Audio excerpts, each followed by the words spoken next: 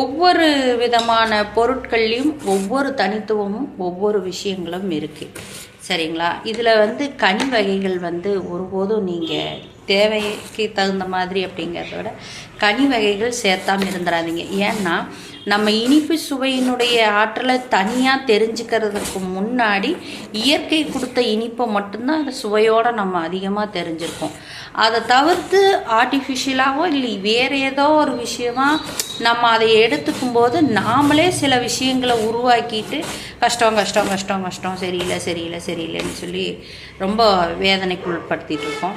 அதனால் இங்கே மிகவும் உங்களுடைய உடலையும் ஆரோக்கியத்தையும் மேம்படுத்தி பார்த்துக்குங்க.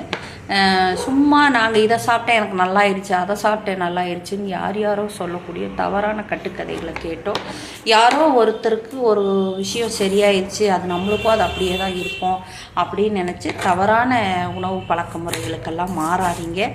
அதை நல்லா தெரிஞ்சுக்குங்க. ஒவ்வொரு பொருளையும் தனித்தனியாக சமைச்சு, இப்போ காய்கறி அப்படிங்கும்போது எல்லா இதுலேயுமே பார்த்திங்கன்னா என்ன சொல்கிறது, நம்ம உருளைக்கிழங்கு செப்பரேட்டாக செய்வோம்.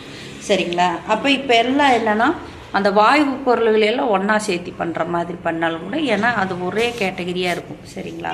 ஆனால் ஒவ்வொரு காய்க்கும் தனித்தனியாக சமைக்கணும் அப்படின்னு சொல்லி தான் நம்ம இது பண்ணுறோம். அவியல் அப்படிங்கிற இடத்துல சமைக்கும்போது நீங்கள் கவனிச்சிங்கன்னா தெரியும், அதில் ஜீரகம் சேர்த்துவோம், தயிர் சேர்த்துவோம், அது எல்லாமே சேர்த்து தான் இந்த அவியலுங்கிறது பண்ணுவோம்.